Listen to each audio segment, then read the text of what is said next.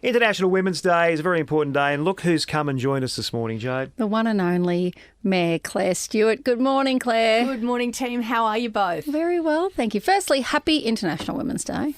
Thank you, and same to you. Thank you very much. It's an important day for us to celebrate all that women do, both in the workplace and at home.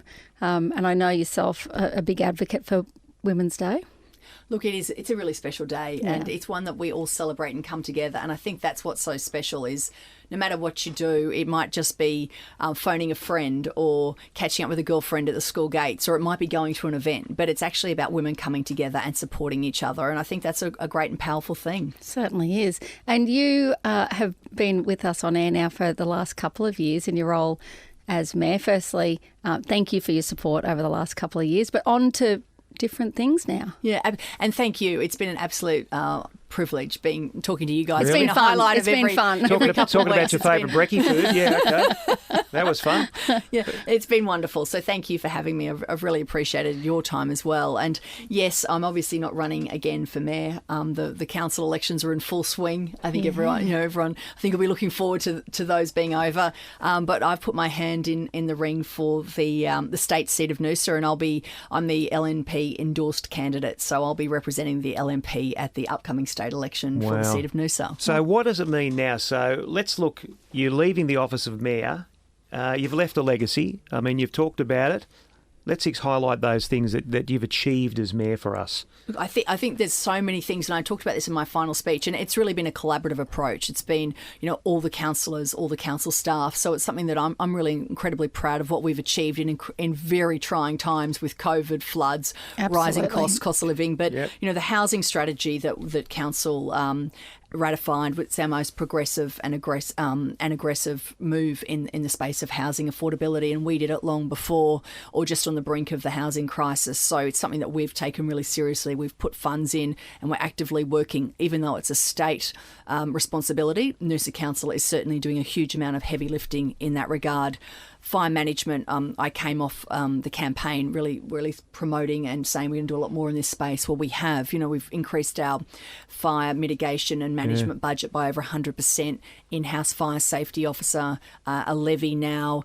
We've got 16 accredited trainees. We've got a dedicated person in council, more controlled burns, widening of trails. So those Phrygian fires really changed the face of Noosa. People realise how close it could come, And our fire tech program at Phrygian Digital Hub is world leading. So, we've delivered record capital spends, year after year. I think it's 6 times what, about 6 years ago, what it was. So for council, well into the 40, 50 million. So we delivered 4 hinterland bridges plus another bridge at Sunrise. You've been busy. We have, and these are the things that I'm really proud of. New sports centre in Old Donaldson, new Phrygian Digital Community House, the Karoi Playground. I mean, I won't go on, but that spending is being bang for your buck. That it's grassroots spending that our ratepayers can see. Hey, I see where our money goes. So that's been really important.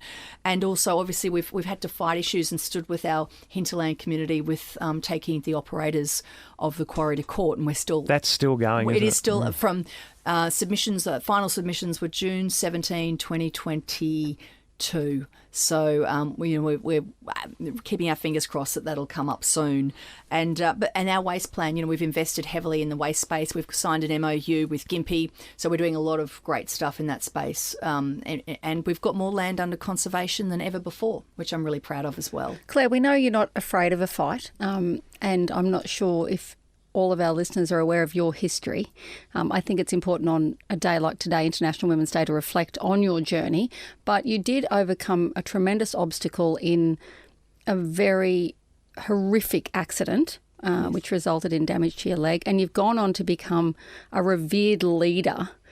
So to overcome something so difficult and to stand up and do what you've done, I commend you for it. How did you find that courage? I think very early on, I was hit by the garbage truck, and the truck was on my legs for 37 minutes, and I was conscious the whole time. Spent 6 months in hospital and have had 37 operations on both legs. And I think my mother early on, when I really wondered how I would cope and how I would get through. And I was 23 years old, and I'm told I'd probably never walk again or lose both my legs. I remember she turned to me one day and she said, "Claire, it's not the accident that will define you. It's what you do with it and where you go from here." And I think about that all the time, because I couldn't control what had happened to me, but I could control my future and what I did with it. So that has always been such a driving force of it's up to me, my destiny. Yes, this tragic accident has occurred, but what I do with it and where I go and the learnings I take, that's mine. And that's really driven me forward to not let anything stand in my way. Talking about drive, Claire, now you're about to take on state politics. Why? For a number of reasons. I think we desperately need a change of government, and I think the LNP is the government of choice, and it is the one that will deliver for Queenslanders. I think that Noosa, there's a whole lot of things that we can achieve for our community. We've got a number of issues that at a state level can and will be addressed if we have a member who is part of a government and has a voice at the table. Wow, that was very succinctly put. I was going to say you might have some more time up your sleeve, but I doubt it. No. Yeah, I think it's probably going to be the other way around, because I now love fishing at Noosa.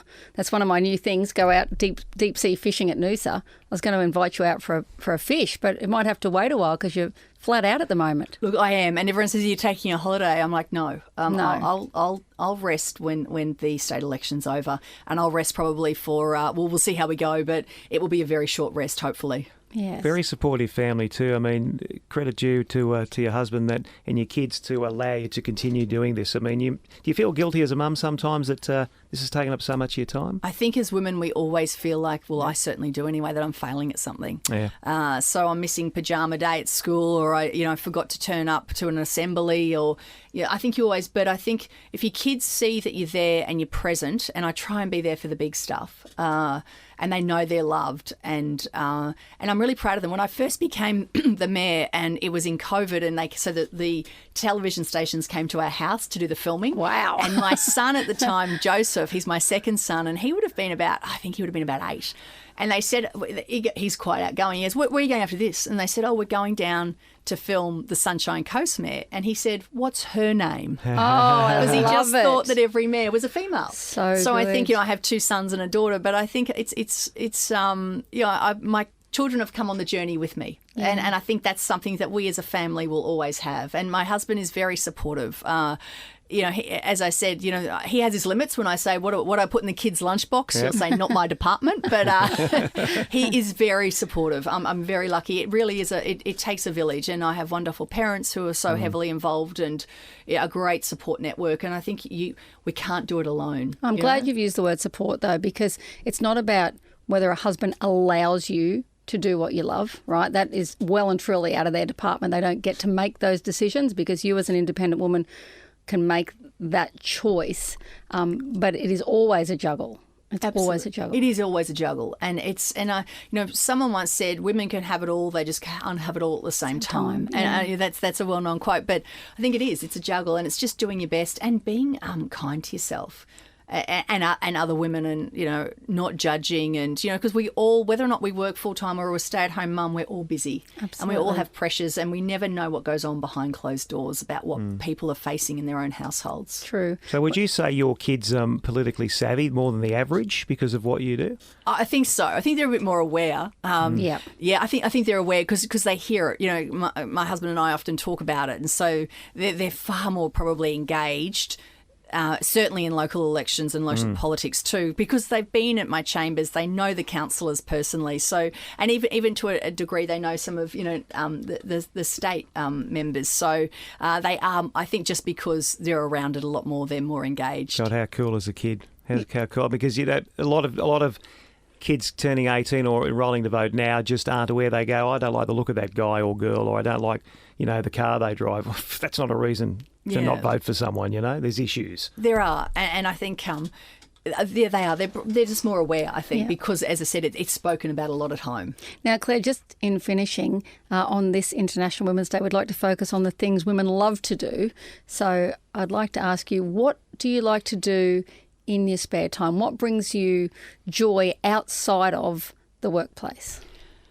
I had to fill out a form a little while ago, and it says, "What's your hobby?" And I was like, "I don't have time for hobbies." But I think the answer to that question is what brings me joy, or what do I like to do? Is I have a very close circle of girlfriends who we've been friends since we were at school and university. So, you're looking at 30, 35 plus years. So spending time with them, and I don't often get to spend a whole lot of time with them because, we all live everywhere, but spending time with my girlfriends, I mean, apart from obviously your family but that, I mean, where you can just really be yourself, it's a safe harbour. Absolutely. And I think that for me brings me joy. You completely, you're just yourself. Let your guard down. Yeah, absolutely. And I think that brings me joy, and spending time and quality time probably when I get a chance, like with my husband, just to go out and have dinner together, or I call it a debrief. Let's have a debrief.